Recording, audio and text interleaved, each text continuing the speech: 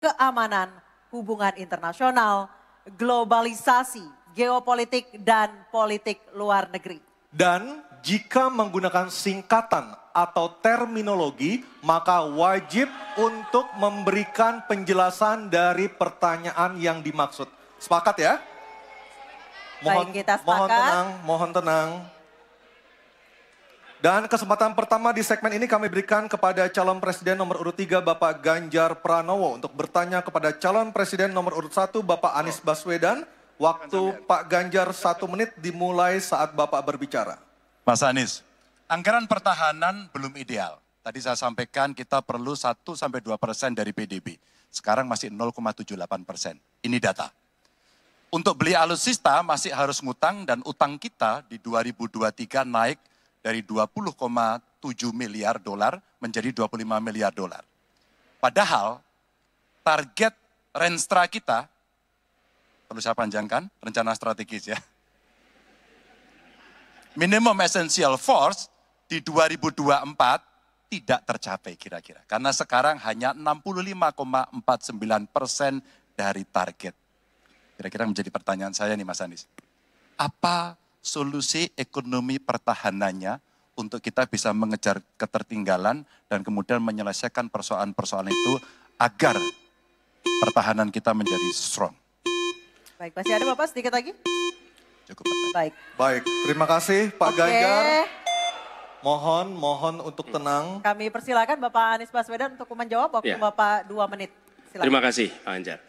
Jadi terkait dengan anggaran pertahanan, seperti tadi disampaikan kita masih di bawah. Kalau tadi disebutkan 0,78, kami memandang memang perlu sampai dengan 1,5% yang kita butuhkan.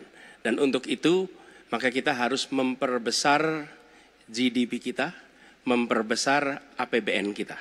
Karena itulah pertumbuhan ekonomi menjadi penting. Dengan pertumbuhan ekonomi yang merata dan berkualitas, harapannya maka kita memiliki masukan negara yang cukup. Kemudian yang kedua, tadi terkait dengan hutang. Hutang-hutang yang digunakan untuk aktivitas produktif yang meningkatkan kesejahteraan, menumbuhkan perekonomian. Itu juga salah satu cara untuk memperbesar APBN kita dengan adanya pendapatan ini. Yang ketiga adalah bagaimana pajak kita diperluas basisnya, ditingkatkan efektivitasnya. Lagi-lagi untuk meningkatkan pendapatan.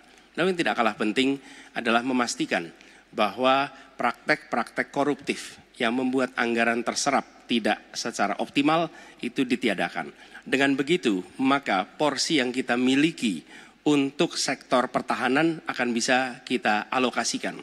Tanpa kita memiliki anggaran yang cukup, maka alokasi di sini menjadi berat. Dan bila kita melakukan pembelanjaan, maka kami membayangkan justru menggunakan kekuatan sendiri. Kalaupun ada dalam bentuk hutang, maka itu satu paket dengan belanja senjatanya, belanja alutsistanya. Sehingga itu menjadi satu kesatuan. Dan meniadakan praktek-praktek middleman di dalam penyelenggaraan alutsista. Seperti peraturan perundangan yang mengharuskan itu G2G atau langsung dengan korporasi yang membuatnya. Jadi kami melihat dengan cara seperti itu, meningkatkan alokasi itu satu hal, mengefisienkan itu hal berikutnya yang harus kita kerjakan. Terima kasih. Baik, waktu sudah habis. Pak Ganjar kami persilakan untuk menanggapi harap tenang. Pernyataan dari calon presiden nomor urut 1, waktunya 1 menit. Pak Ganjar kami persilakan. Ya, ternyata jawaban saya dapat bonus. Sebenarnya saya ingin membahas yang soal pertahanan dan alutsistanya. Tapi oke, saya kira terima kasih atas jawabannya. Saya ingin menyatakan dengan jelas, maka pertumbuhan ekonomi 7% wajib. Alokasi 1-2% PDB menurut saya menjadi keharusan agar kuat. Dan belanja alutsista kita ini harus jadi investasi pertahanan kita. Tanknya dibuat di Pindad, helinya di PT DI, fregatnya ada di PT PAL, sibernya ada di PT LEN. Maka kalau kemudian itu bisa kita optimalkan betul-betul, rasa-rasanya apa yang ingin kita capai dari minimum essential forces-nya akan tercapai. Kalau kita lihat di 2024 yang rasa-rasanya agak berat bisa dicapai, maka saya khawatir makin mundur, tidak ajak dalam perencanaan, ini menyulitkan. Dan kita perlu garda samudra untuk mengawal Indonesia dan pertahanan sakti 5.0. kosong. Waktu Baik, habis, waktunya terima habis. kasih Pak Ganjar. Kami persilakan. Oke, tenang. Kami persilakan Bapak Anies untuk menanggapi tanggapan dari Pak Ganjar. Waktu Anda 1 menit. Silakan. Ya, Bapak. pemanfaatan atas sumber daya lokal itu penting, perlu kita teruskan. Dan kita perlu memanfaatkan juga, memastikan bahwa tenaga-tenaga dalam negeri untuk bidang pertahanan itu diinvestasikan secara serius. Pembahasan mengenai investasi sumber daya manusia ini kunci. Kita perlu mengirimkan lebih banyak lagi generasi baru untuk ilmu-ilmu alutsista. Sehingga ke depannya penyelenggaraan alutsista domestik bisa berkembang. Itu satu hal dalam jangka panjang. Nah, karena itu saya sepahaman tentang pentingnya dalam negeri. Tapi yang tidak kalah penting ketika kita berbicara tentang memastikan bahwa belanja alutsista itu bersih. Tidak melibatkan korporasi-korporasi yang punya masalah dengan korupsi. Dengan begitu maka bukan saja anggarannya efisien, tapi tidak bocor di dalam belanja alutsista. Baik, terima kasih Pak Anies. Waktunya sudah habis.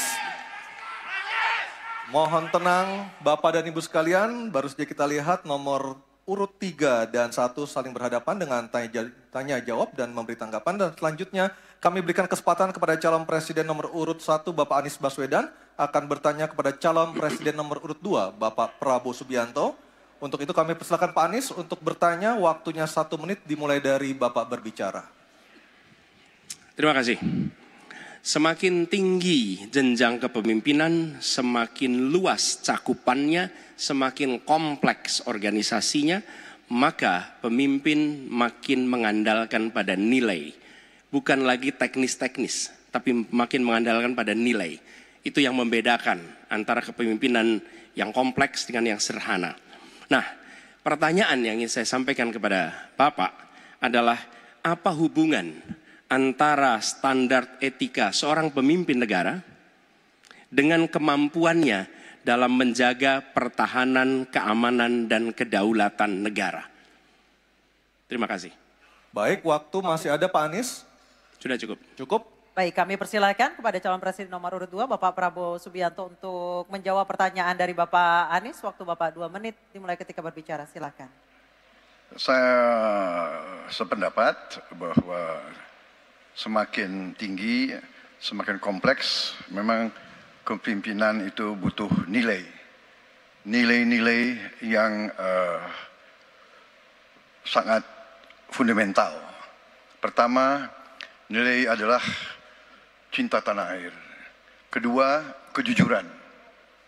Ketiga, kebersihan yang Bapak bolak-balik ngomong. Harus memberi contoh. Tidak boleh korupsi dengan bentuk apapun. Jadi saya sependapat harus ada kepemimpinan berdasarkan nilai.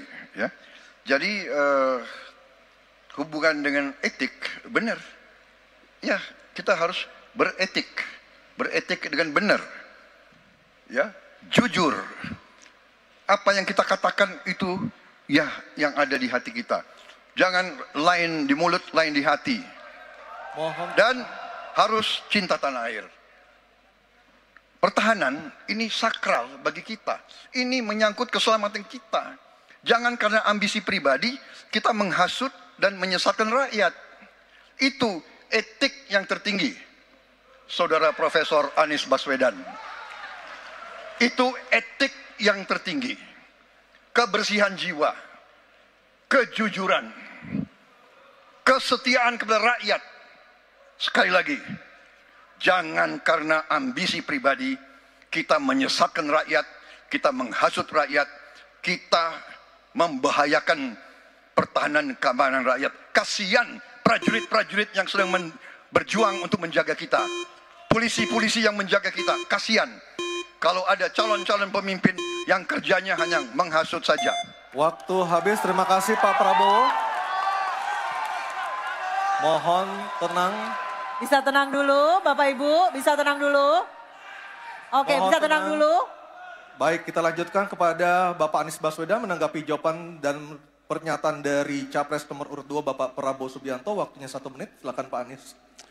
ketika dikatakan bahwa standar etika yang dipegang adalah tinggi, memang menjadi presiden, panglima tertinggi harus memiliki standar etika yang amat tinggi.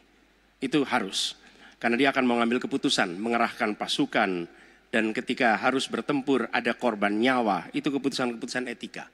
Tapi dalam kenyataannya Pak, ketika Bapak memimpin di Kementerian Pertahanan, banyak orang dalam pengadaan alutsista, PT Teknologi Militer Indonesia, Indonesia Defense Security, lalu orang dalam pengelolaan food estate, lalu ada kejadian-kejadian di mana kita semua menyaksikan ketika ada pelanggaran etika dan Bapak tetap jalan terus dengan cawapres yang melanggar etika. Artinya ada kompromi atas standar etika. Standar etika ini fakta, ini fakta. Dan kemudian dalam pidato Bapak mengolok-olok tentang pentingnya etika, saya tidak tega untuk mengulanginya. Pertanyaannya, apa penjelasan Pak Prabowo soal itu semua? Baik, waktu habis. Oke, harap tenang dulu, kita lanjutkan acaranya. Kami persilakan Bapak Prabowo untuk menanggapi pernyataan Bapak Anies Baswedan. 1 menit, silakan Bapak. Jadi, saudara-saudara, semua data yang saudara ungkapkan itu keliru semua. Jadi saya bersedia kita duduk, kita buka-bukaan, ya. Mau bicara food estate, mau bicara apa PT Teknologi Militer Indonesia, kita buka, iya kan? Jadi di mana masalahnya? Nah, saudara bicara etik, ya kan? Saya tuh keberatan karena saya menilai, maaf ya, karena Anda desak saya terus terang aja saya menilai Anda tidak pantas bicara soal etik. Itu saja. Saya merasa bahwa Anda itu posturing, ya, Anda tuh menyesatkan. Itu aja, ya. Saya boleh berpendapat kan? Saya menilai Anda tidak berhak bicara soal etik karena Anda memberi contoh yang tidak baik soal etik. Terima kasih. Mohon tenang, mohon tenang. Oke. Harap tenang, kita sudah sepakat Bapak Ibu yang ada di ruangan. Baik, sekarang saatnya kita akan melihat calon presiden nomor urut 2 dan 3 saling bertanya dan menanggapi. Diawali dengan calon presiden nomor urut 2 Bapak Prabowo Subianto bertanya kepada calon presiden nomor urut 3 Bapak Ganjar Pranowo. Kami persilakan Pak Prabowo, waktunya 1 menit. Baik, Pak Ganjar. Pak Ganjar mengatakan bahwa anggaran pertahanan kita sebaiknya naik 1-2%. Dan bahwa kita harus membangun industri pertahanan dalam negeri yang kita utamakan. Pertanyaan saya, kalau kita menaikkan sampai dengan 1-2%, bagaimana sikap Bapak dalam mengambil keputusan tentang teknologi yang mana yang kita prioritaskan dalam peningkatan pertahanan itu? Postur mana?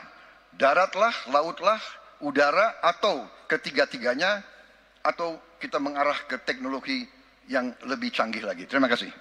Baik, masih ada waktunya Bapak? Cukup. Baik. Kami persilakan Bapak Ganjar untuk menjawab pertanyaan dari Pak Prabowo. Waktu Anda 2 menit, silakan Bapak. Terima kasih. Mudah-mudahan saya didudukan di tengah, memang agak mendinginkan dua kawan saya kiri kanan. Terima kasih Pak Prabowo. Mana pilihannya dari matra itu? Proporsional Pak. Tapi tidak ada serangan yang akan masuk melalui darat karena kita negara archipelagic. Maka yang mesti diperkuat hari ini adalah laut. Prioritas. Laut, mereka butuh sonar Pak. Mereka butuh sensor-sensor Pak. Dan hari ini mereka menyampaikan kepada saya kebutuhan itu nomor 1 hari ini. Yang berikutnya tentu udara. Kenapa udara? Kami tidak bisa Pak.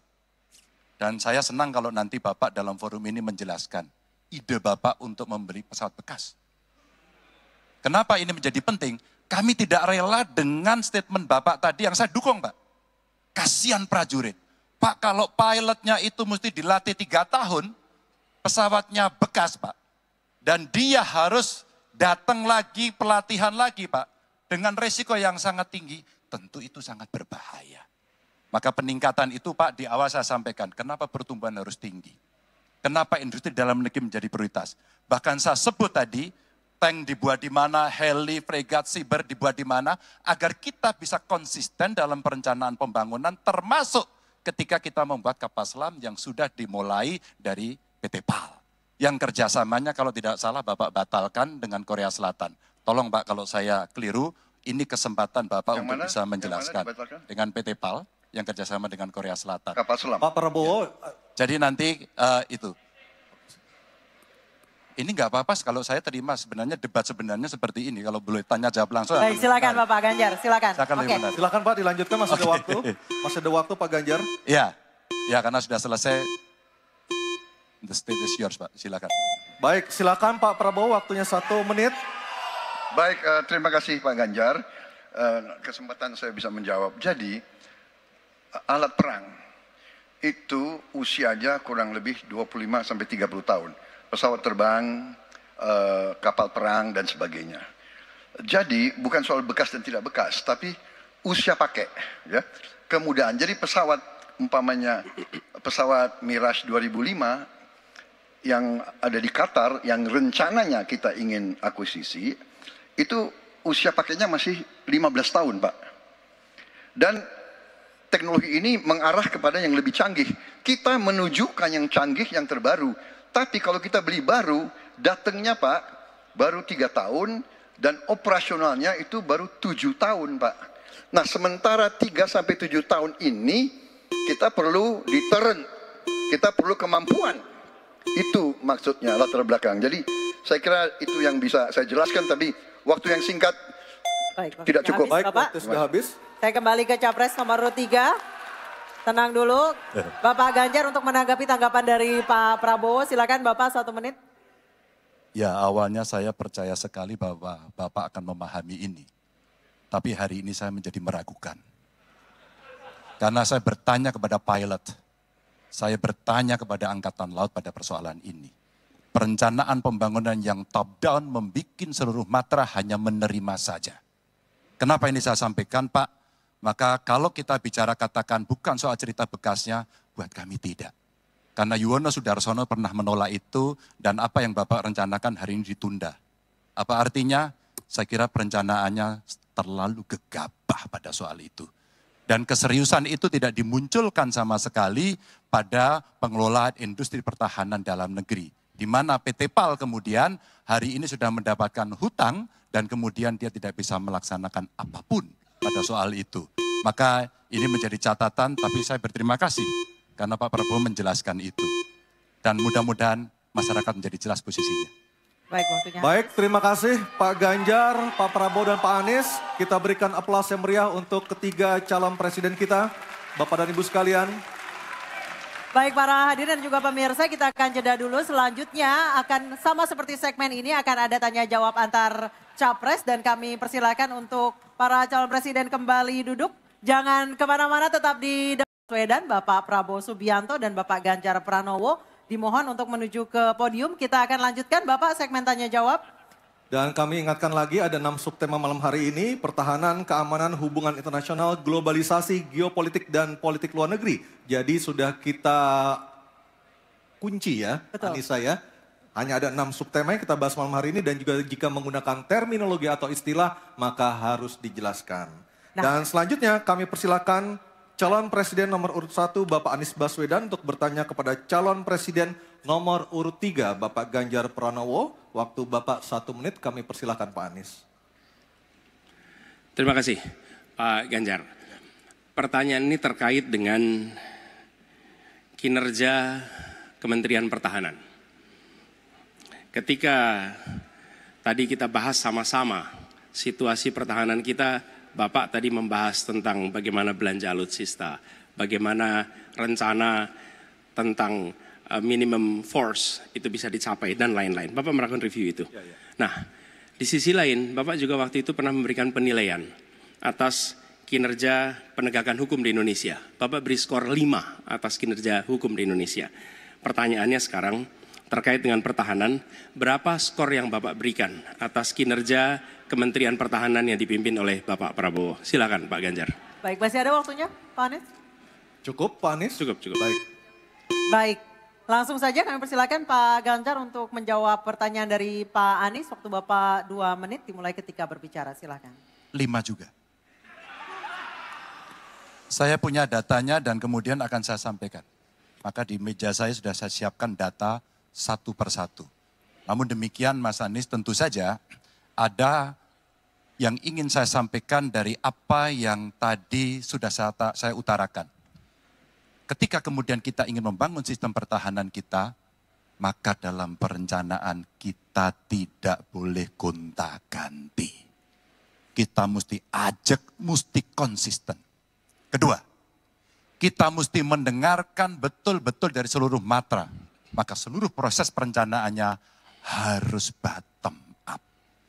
Sehingga saya ketemu dengan seseorang berpangkat cukup tinggi, Pak, kalau Bapak kasih persenjataan kepada saya yang tidak saya butuhkan, sudah saya siapkan museum untuk saya taruh di sana. Situasi seperti ini tentu tidak mengenakan. Tapi ini harus kita buka apapun kondisinya untuk perbaikan bangsa. Kritik, otokritik itu menyehatkan. Tidak ada kok rasa dengki di hati saya. Yang ada adalah bagaimana rasa cinta tanah air ini mesti kita wujudkan. Agar kemudian kita betul-betul bisa menjadi negara kuat di banyak area dan kita berbicara di dunia internasional disegani. Bung Karno telah menyampaikan itu. Daulat politik itu wajib. Berdikari dalam bidang ekonomi mesti dituju.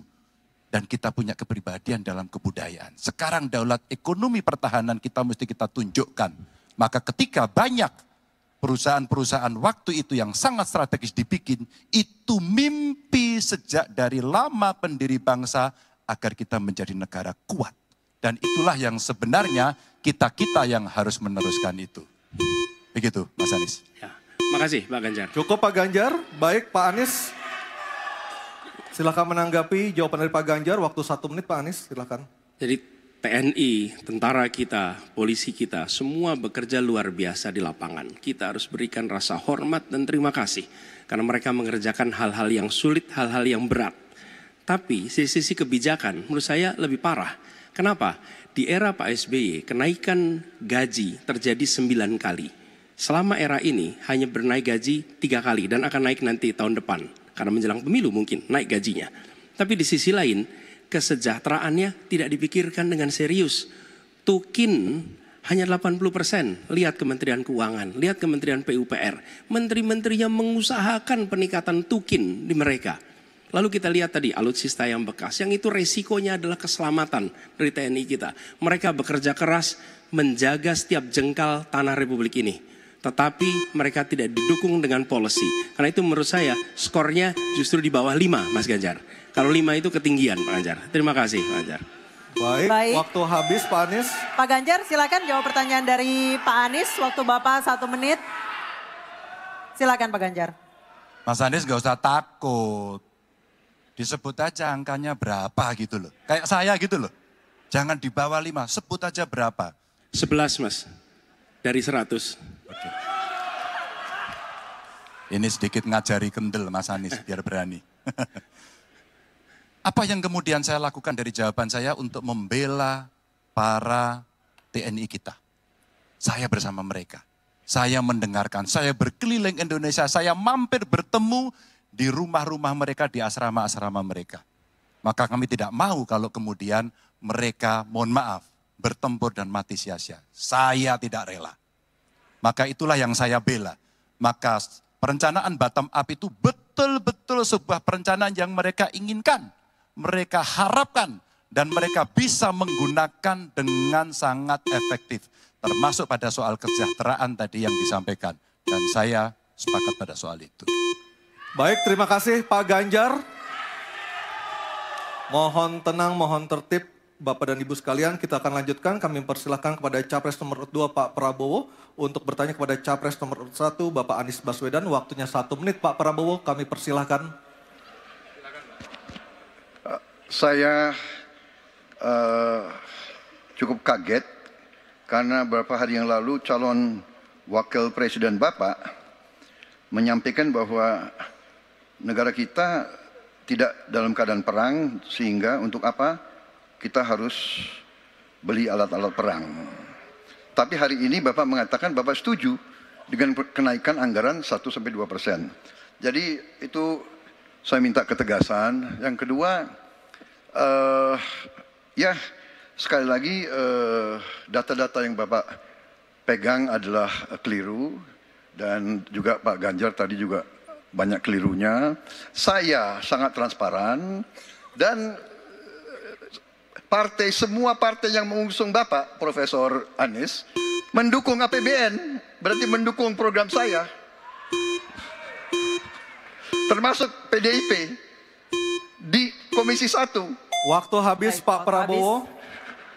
Baik, Pak Anies silakan untuk menjawab pertanyaan Pak Prabowo, waktu Anda 2 menit. Silakan. Ya, jadi kita butuh pertahanan yang sesuai dengan ancaman nyata yang ada di depan kita. Ancaman ini dirasakan oleh siapa? Dirasakan bukan saja di dalam batas-batas teritorial, tapi juga di keluarga. Bagaimana ancaman atas penipuan online, bagaimana ancaman atas peretasan, bagaimana ancaman atas judi online, bagaimana ancaman-ancaman terorisme. Itu semua membutuhkan perhatian. Jadi bukan memutuskan untuk belanja alutsista berdasarkan selera dan berdasarkan preferensi masa lalu, tapi justru harus mencerminkan kebutuhan masa depan. Inilah yang menurut kami penting. Ya, anggarannya perlu kita tingkatkan, tapi jangan keliru. Ancamannya juga mengalami pergeseran. Jadi itulah sebabnya mengapa kita melihat perlunya ada strategi yang baik. Supaya apa? Supaya kekuatan yang kita miliki mereka bisa bekerja dengan optimal, tidak sia-sia. Lalu Pak Prabowo yang saya hormati, ini bukan soal pribadi, ini soal negara, ini soal policy. Penjelasannya ya di tempat ini, bukan di ruang-ruang tertutup yang tidak diketahui oleh publik. Justru kalau Bapak ketahui datanya salah, tunjukkan di tempat ini sehingga publik bisa mengetahui, bukan dalam pertemuan-pertemuan lain yang tidak jelas dari mana kita bisa menilai akurasinya. Jadi menurut hemat kami, bila ada di antara kami yang faktanya keliru, Bapak tunjukkan. Tapi kalau Bapak tidak menunjukkan, berarti memang faktanya benar. Itulah kenyataan yang ada di lapangan. Dan ini juga yang selalu kami gunakan. Kami gunakan fakta-fakta itu. Itulah sebabnya, Pak, kami melihat penting sekali untuk kita tenang, dingin, jangan emosional dalam menghadapi persoalan-persoalan kenegaraan, dalam menghadapi persoalan-persoalan pertahanan. Demikian jawaban kami. Terima kasih. Baik, terima kasih Pak Anies.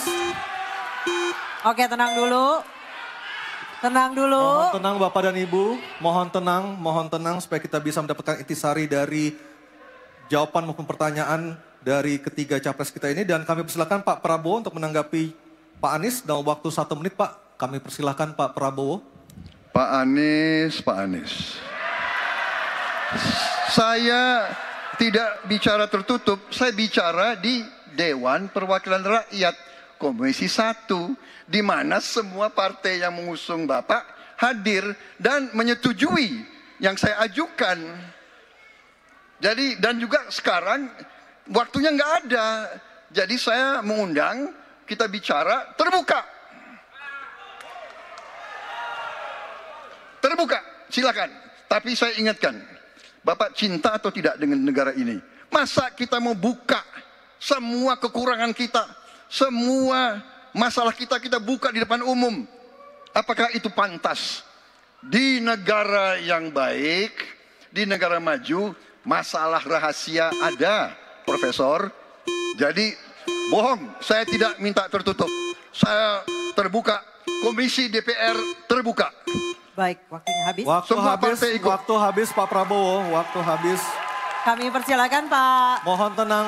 Tenang Hadirin, dulu, mohon tenang dulu, kita lanjutkan. Supaya pemirsa di rumah juga bisa mendapatkan intisari dari acara kita malam hari ini. Mohon tenang. Silakan Pak Anies untuk memberikan tanggapan atas pernyataan Pak Prabowo, waktu Bapak 1 menit. Tidak ada yang perlu dirahasiakan.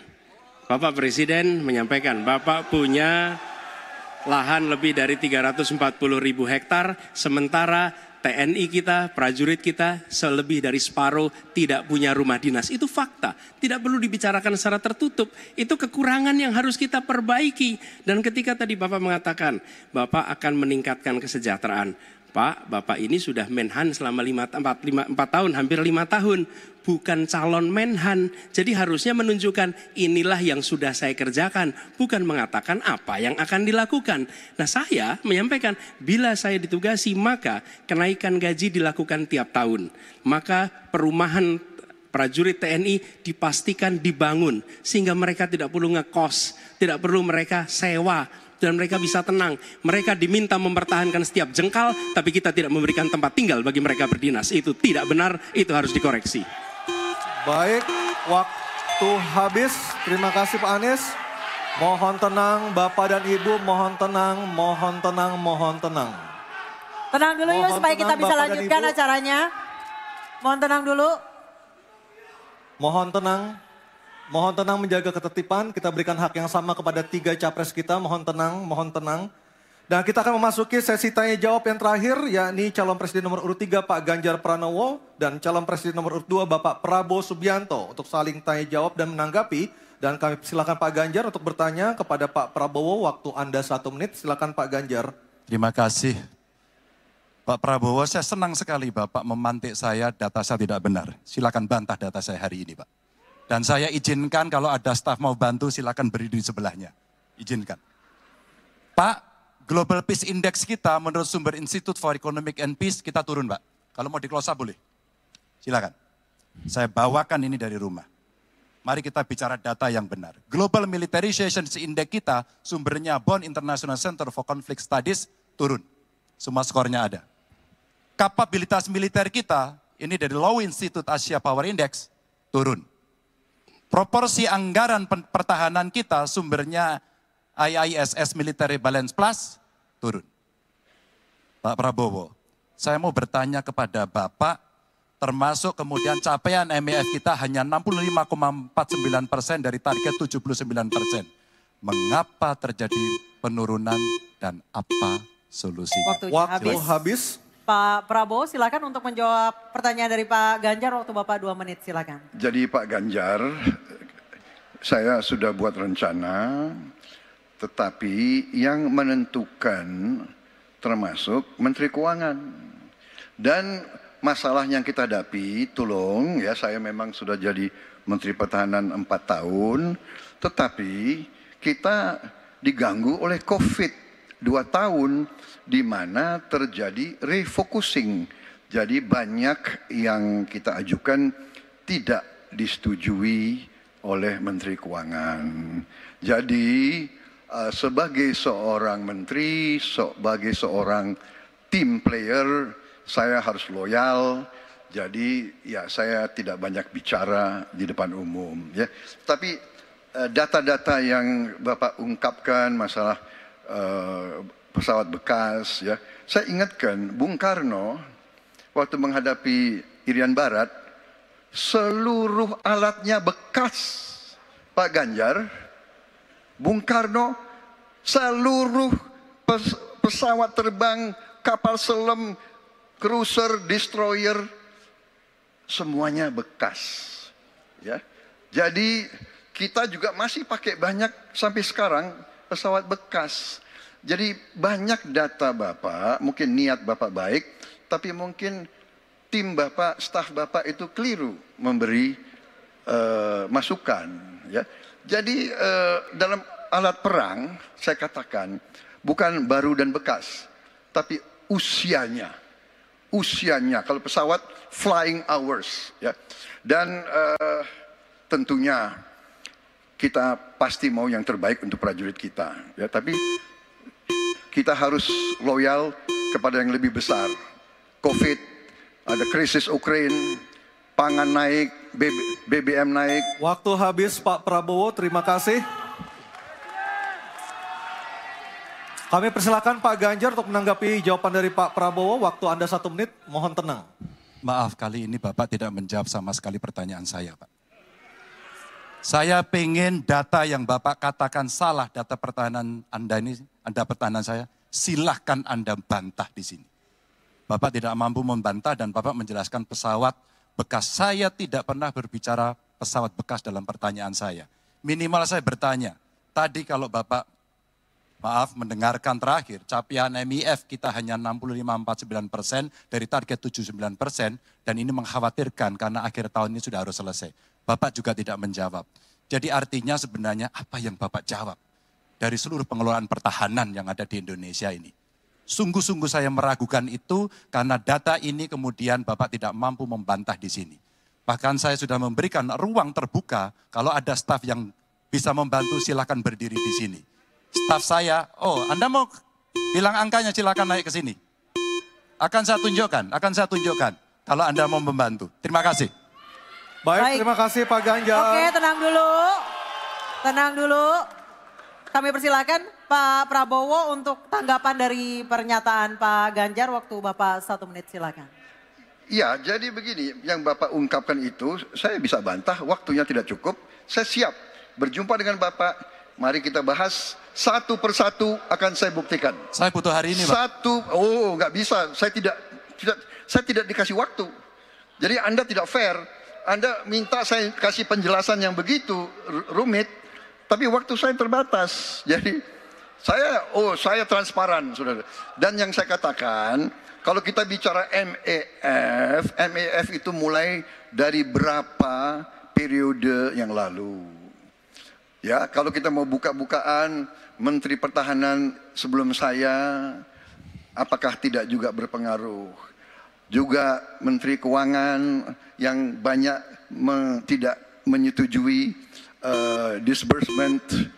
Jadi mari kita diskusi dengan baik sebagai negarawan dan tidak mencari-cari hal-hal yang keliru.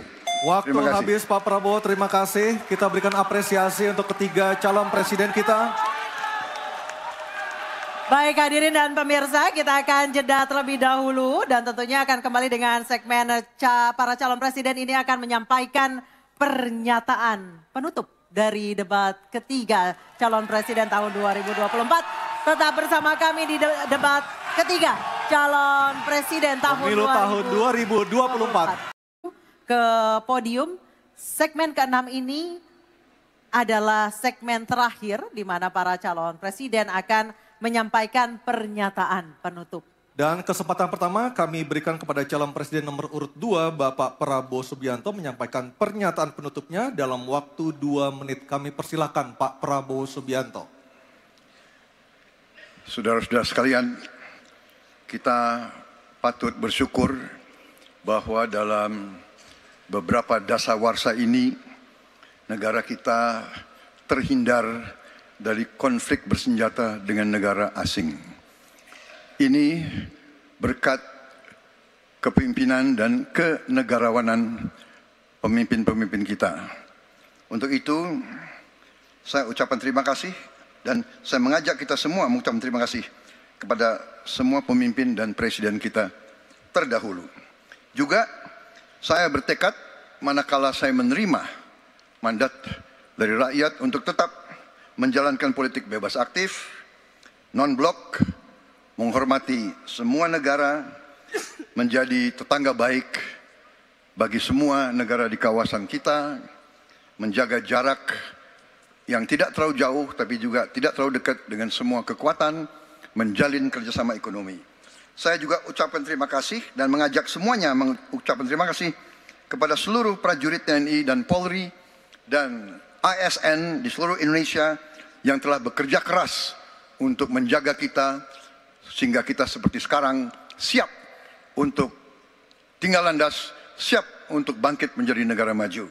Kita perlu untuk mempertahankan sistem yang sudah baik. Saya akan teruskan TNI dan Polri tetap berada langsung di bawah kendali Presiden untuk mempercepat reaksi dan memperpendek rentang kendali dan rentang komando. Saya juga akan memperbaiki kesejahteraan dan kualitas hidup TNI, Polri, dan ASN secara signifikan. Saya mengajak semua bangsa bersatu, rukun, dengan kerukunan, dengan persatuan, kita akan jadi kuat. Waktu habis, terima kasih. Bapak Prabowo Subianto, terima kasih. Baik, selanjutnya kami berikan kesempatan. Baik, oke tenang dulu. kami beri kesempatan untuk calon presiden nomor urut 3 Bapak Ganjar Pranowo untuk menyampaikan pernyataan penutup. Waktu Bapak 2 menit, silakan. Terima kasih. Untuk mengakhiri ini tentu saja saya ingin membacakan kembali data, saya khawatir kita keliru. Kalau dari buku Himpunan RKAKL 2019-2004, anggaran Kementerian Pertahanan 2019 107,158, 2020 127,358, 2021 136,996 triliun. Ada peningkatan. Maksud saya agar kita tidak keliru pada soal data. Dan capaian IMF kita dari data lakibnya Kemenko Polhukam yang dipublish secara terbuka, karena kami tidak bisa mendapatkan data dari Kemenhan secara terbuka, maka minimum essential force kita memang kemungkinan akan berat untuk bisa terpenuhi. Maka Bapak Ibu, dalam konteks politik luar negeri kita, maka otonomi strategis menjadi begitu penting untuk meredefinisi dari politik kita yang bebas aktif. Duta besar cyber menjadi penting karena problem besar kita hari ini adalah pada dunia digital. Maka kita perlu duta besar ini untuk merespon perubahan-perubahan global yang ada. Duta besar krisis iklim kita perlukan, garda samudra sebagai strategi baru dari poros maritim dunia. 100% pesawat kita mesti siap tempur, alutsista kita mesti siap tempur, dan zero tolerance untuk kecelakaan pada alutsista kita. Kekuatan pertahanan Indonesia di angkatan cyber akan kita tingkatkan, dan anggaran pertahanan hingga 2% dari PDB. Keamanan mendorong pada profesionalisme kepolisian yang mau tidak mau harus kita lakukan. Badan Cyber Polri kita dorong sampai satuan baru di setiap Polda untuk TPPO, kekerasan terhadap perempuan dan anak. Tentu kesejahteraan prajurit dan keluarga menjadi begitu penting untuk mendapatkan perhatian. Dan beasiswa kuliah untuk anak prajurit dan bayangkara yang membutuhkan perlu kita lakukan. Indonesia Garda Samudra. We are Waktu Groot. habis Bapak Ganjar Pranowo. Oke, tenang dulu. Baik, kesempatan berikutnya kami berikan kepada calon presiden nomor urut 1 Bapak Anies Baswedan menyampaikan pernyataan penutupnya dalam waktu 2 menit. Silakan Pak Anies. Sebagai Presiden Republik Indonesia, maka prioritas pertama dan terutama adalah memastikan rasa aman pada tiap keluarga dan setiap jengkal tanah Indonesia. Dan itu artinya kita memastikan bahwa mereka yang diberi tugas untuk mengamankan, dipikirkan kesejahteraannya. Memastikan bahwa kenaikan gaji tiap tahun, memastikan mereka punya rumah dinas, memastikan kesejahteraannya aman. Sehingga mereka bisa konsentrasi. Siapa itu? TNI, Polri, termasuk ASN di bidang pertahanan. Itu kunci nomor 1. Yang kedua, ketika kita berbicara tentang menjaga keamanan, maka kita juga berbicara tentang bagaimana pelibatan kita di dalam kancah internasional. Presiden akan menjadi panglima diplomasi dunia Indonesia di tingkat dunia. Hadir, mewarnai, membawa nilai-nilai Indonesia. Dan seperti juga di debat ini, tidak banyak ruang diberikan untuk berbicara di forum global. 2 menit, 3 menit itulah waktunya. Tapi di situ seninya, bagaimana kompleks gagasan, kompleks ide disampaikan secara lugas. Dan ketika Indonesia menyampaikan posisinya tegas, maka kita tidak akan ragu.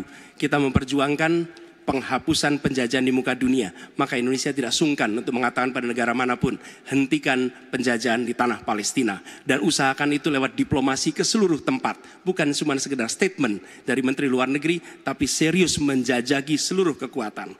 Kita menginginkan Indonesia kembali menjadi kekuatan yang disegani. Dan mulainya dari mana? Dari pemimpin yang menjunjung tinggi etika. Pemimpin yang menjunjung tinggi ilmu pengetahuan. Pemimpin yang terbuka atas gagasan mempertahankan Indonesia atas ancaman-ancaman baru. Dan itu artinya kita hadir di berbagai wilayah. Di dalam pertemuan-pertemuan global membawa aspirasi Indonesia. Kita kirim pesan. We will no longer absence. Indonesia will be presence and Indonesia will color the world. Indonesia absence no more, respected forever. Habis Pak Anies. Terima kasih Pak Prabowo, Pak Ganjar dan Pak Anies sudah memberikan closing statement atau pernyataan penutupnya untuk malam hari ini. Dan kita berikan apresiasi kepada para calon presiden 2024 yang telah merampungkan seluruh rangkaian debat pada malam hari ini. Hadirin kami persilakan untuk tepuk tangan. Dan masih tersisa 2 debat lagi yang akan diselenggarakan oleh KPU. Dan kami mengingatkan Anda untuk menggunakan hak pilih Anda pada Rabu 14 Februari 2024. Dan semoga debat ketiga kali ini bisa menjadi bahan pertimbangan Anda untuk menentukan pilihan siapa pemimpin Indonesia ke depan pada 14 Februari 2024. Dan kita tutup acara kita malam hari ini. Saya Aryo Ardi. Saya Anisha Dasuki mengucapkan terima kasih atas kebersamaan Anda. Sampai Selamat jumpa. malam.